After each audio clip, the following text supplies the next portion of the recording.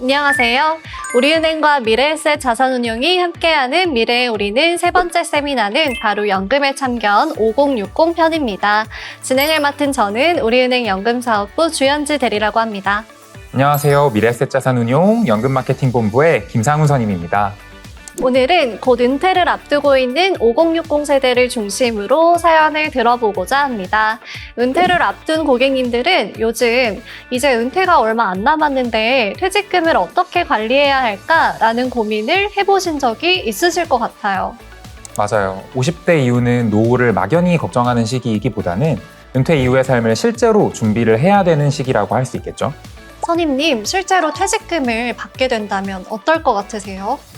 아직 너무 먼 이야기이기는 하지만 갑자기 큰 금액이 들어오니까 이걸 어떻게 관리해야 되지 하는 막연한 생각이 조금 먼저 들 것 같기는 해요. 그동안의 회사 생활이 스쳐 지나가면서 조금 아련해질 것 같기도 하고요.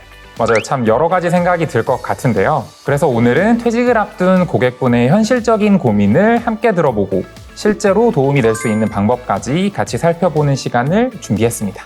네, 그럼 사연 먼저 들어볼까요? 안녕하세요. 저는 올해 만 54세인 영수라고 합니다. 회사 생활을 거의 30년 가까이 하다 보니 입사 동기들 중에 회사에 있는 사람은 저 하나뿐이고 이제 정말 은퇴가 얼마 남지 않았다는 생각이 들더라고요. 최근 회사에서 예상 퇴직금 이야기를 들었는데 막상 꽤 큰 금액이 들어온다고 생각하니 이 돈을 어떻게 관리해야 할지 고민이 많아졌습니다. 주변에서는 퇴직금을 IRP로 받는 게 좋다는 이야기도 들었는데 퇴직금을 IRP로 꼭 받아야 하는 건지 그리고 받은 이후에는 어떻게 관리해야 하는 건지 궁금합니다. 대리님, 사연자분께서는 퇴직금 수령뿐만 아니라 이후의 활용까지 함께 고민하고 계신 것 같거든요. 우선 퇴직금 수령에 관해서 먼저 말씀을 드리면 퇴직금은 원칙적으로 IRP 계좌로 수령을 하시게 될 거고요. 그리고 IRP로 받은 이후에는 크게 두 가지 선택이 있습니다. 계좌를 해지해서 일시금으로 받을지 아니면 연금으로 나눠서 받을지를 결정하시게 되고요.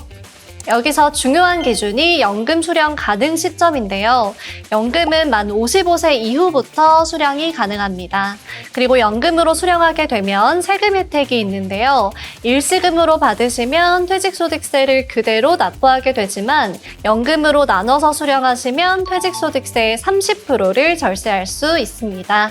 또 실제로 연금을 수령한 기간이 11년 차가 되면 40%, 21년 차가 되면 최대 50%까지 세금을 감면받으실 수 있습니다. 그래서 당장 큰 자금이 필요한 상황이 아니라면 퇴직금을 연금으로 수령하는 것을 먼저 고려해 보시는 것이 좋습니다. 50% 감면은 생각보다 크네요. 연금으로 수령하면 제가 생각했던 것보다 절세 혜택을 더 많이 받을 수 있는 것 같습니다. 그러면 저는 한 가지 좀 궁금한 점이 생겼는데 이렇게 연금으로 받을 때는 원하는 만큼 자유롭게 받을 수 있는 건가요? 아니면 기준이나 한도가 따로 있을까요? 날카로운 질문인데요. 연금을 수령할 때는 연간연금 수령 한도라는 기준이 있습니다. 쉽게 말씀드리면 매년 1월부터 12월까지 연금을 받을 때 저율과세를 적용받을 수 있는 한도인데요. 세법상 정해진 산식에 의해 개인별로 다르게 계산이 되고요. 연금계좌 평가총액을 11- 연금 수령 연차로 나누어서 120%를 곱해서 계산합니다. 그래서 연금을 수령하실 때 퇴직금의 경우에는 한도 내 금액까지는 퇴직소득세 30% 감면, 초과분에 대해서는 100%를 그대로 과세하고요. 퇴직금 이외에 납입한 개인자금과 운용수익도 연간연금 수령 한도 내 금액까지는 3.3에서 5.5% 저율과세를 적용받으실 수 있어요. 대리님, 저 듣고 나니까 또 궁금한 게 생겼어요. 그럼 연금은 정해진 금액으로 받아야 되는 건가요? 아니면은 상황에 따라서 제가 좀 유연하게 인출을 할 수도 있는 건가요? 선생님, 곧 연금 받으시려는 거 아니죠? 네, 연금 수령 방식도 고객님 상황에 맞게 선택하실 수 있어요. 우리은행에서는 금액 지정 방식, 기간 지정 방식, 그리고 자유인출 방식 이렇게 세 가지 방식으로 연금을 수령하실 수 있는데요. 예를 들어 자유인출 방식을 활용하시면 필요한 시점에 필요한 금액을 인출하면서도 연간연금 수령한도 범위 안에서는 절세 혜택을 받으실 수 있죠. 만약에 대출 상환을 위해서 목돈 인출이 필요하다면 자유인출 방식으로 필요 금액만큼 인출해 주세요. 그러면 한도 내 금액까지는 자동으로 절세 혜택을 받으실 수 있습니다. 그러면 은퇴 이후 생활비처럼 꾸준히 받아 쓰실 분들은 금액이나 기간을 미리 정해서 받으실 수도 있고, 필요할 때마다 유연하게 활용하고 싶으신 분들은 자유인출 방식도 가능하다는 말씀이시네요. 네, 맞아요. 그래서 은퇴 이후에는 연금을 어떻게 운용하느냐 뿐만 아니라 어떤 방식으로 인출할 것인지까지 함께 설계하는 것이 중요합니다. 대리님 설명을 이렇게 들어보니까 퇴직금은 IRP로 수령한 뒤에 연금으로 나눠받는 것이 세제 측면에서는 확실히 유리하고, 그리고 은퇴 이후 자금을 안정적으로 활용할 수 있다는 점이 참 장점인 것 같습니다. 퇴직금을 어떻게 받을지까지 정리가 됐다면 그 다음에는 이 자금을 어떻게 운용할지에 대한 고민도 필요할 것 같은데요. 선임님, IRP에서는 연금 개시 이후에도 원하는 상품으로 운용이 가능하잖아요. 물론 절세도 중요하지만 은퇴기에 이 퇴직금을 어떤 상품으로 운용하면 좋을지 설명 한번 부탁드리겠습니다. 좋습니다. 은퇴 전후 투자에는 한 가지 특징이 있는데요. 예전처럼 계속 돈을 넣으면서 투자하는 구조가 아니라 이제는 연금을 조금씩 인출하면서 운용해야 한다는 점입니다. 그래서 변동성이 너무 큰 자산에만 투자를 하면 시장 상황에 따라 남아있는 연금이 너무 빠르게 줄어들 수도 있습니다.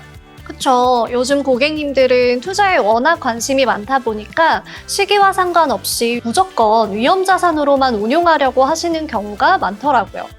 저 같은 경우도 IRP 내에서 위험자산 투자 한도를 모두 주식형 ETF로 운용을 하고 있는데요. 은퇴 시점이 다가오면 이 생활비는 계속 인출을 해야 되니까 변동성 관리를 좀 해줄 필요가 있겠네요. 맞습니다.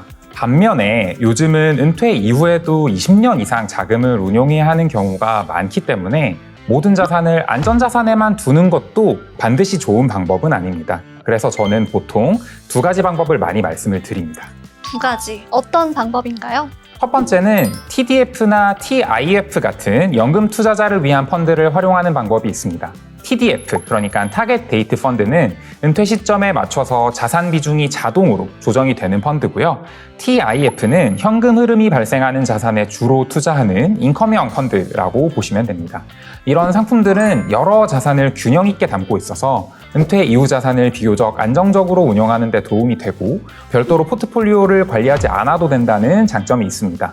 실제로 예시를 하나 들어드리자면 이미 은퇴하신 분들은 TDF 2025 아니면 TIF 같은 상품을 활용하셔도 좋고, 아직 은퇴까지 시간이 조금 남아있는 분들은 TDF 뒤에 2030처럼 은퇴가 예상되는 연도가 붙은 TDF 상품을 선택하시는 것도 하나의 방법입니다. 이 TDF 뒤에 붙은 연도는 해당 TDF가 타겟으로 하는 예상 은퇴 연도라고 이해하시면 좋은데요. 높을수록, 그러니까 현재로부터 멀수록 주식 비중이 조금 더 높은 공격적인 구조이고, 낮을수록 안정적인 구조이기 때문에 본인의 상황이랑 성향에 맞게 선택하시면 되겠습니다. 그렇죠. 그리고 적격 TDF 펀드는 IRP 계좌에서 적립금 100%를 모두 운용할 수 있어서 편리하기도 하고요. 다만 요즘은 연금 자산의 이 규모도 커지고 투자에 대한 관심도 높아지다 보니까 직접 ETF로 포트폴리오를 구성해서 운용해보고 싶으신 분들도 많으신 것 같아요. 이런 경우에는 어떻게 좀 접근을 하면 좋을까요? 좋죠. 물론 ETF로 포트폴리오를 구성하는 것도 가능합니다. 간단하게 예를 들어드리자면 글로벌 주식에 분산 투자하는 토탈월드 스탁 ETF 같은 자산을 절반 정도 담고 나머지 절반은 회사채에 투자하는 ETF 같은 채권 자산으로 구성하는 단순한 포트폴리오도 충분히 은퇴를 앞둔 투자자분들이 활용하기 좋은 포트폴리오라고 볼 수 있습니다. 말씀을 들어보니까 은퇴 이후 투자에서는 이 성장 자산과 안정 자산을 함께 가져가는 균형이 중요하다는 생각이 드는데 맞나요? 맞아요. 균형. 핵심을 딱 집어주셔서 너무 감사합니다. 은퇴 이후에는 돈을 불리는 단계가 아니라 운용을 하면서도 동시에 꺼내 써야 하는 단계로 바뀐다는 게 굉장히 중요한 점이거든요. 자산을 너무 공격적으로만 운용을 한다면 시장이 하락했을 때 생활비를 마련하기 위해서 손실을 본 자산을 눈물을 머금고 매도를 해야 될 수도 있고요. 반대로 모든 자산을 안정자산으로만 운용을 하면 시간이 지날수록 자산이 충분히 불어나지 못하고 제 예상보다 빨리 연금자산이 고갈될 위험이 있습니다.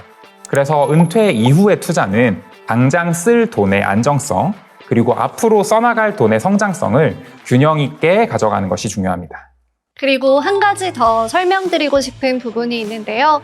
실제로 이렇게 상담을 하다 보면 우리 고객님들께서 이미 다른 연금 자산을 보유하고 계신 경우도 있어서 이 퇴직금은 IRP로 받고 기존 연금저축은 따로 관리하면 되는 건가요? 라는 질문을 많이 하시는데요. 맞아요. 요즘 저희 어머니가 은퇴하실 때가 다 돼 가시거든요. 그래서 요즘 예전에 가입해둔 연금은 어떻게 해야 하냐 자꾸 저한테 물어보셔서 가서 계좌를 살펴보니 대부분이 과거에 가입했던 연금저축 계좌더라고요. 이런 경우에는 사실 연금저축을 이 IRP로 이전해서 함께 관리하는 방법도 많이들 활용하고 있거든요. 그러면은 두 계좌를 같이 관리할 수도 있는 거예요? 네.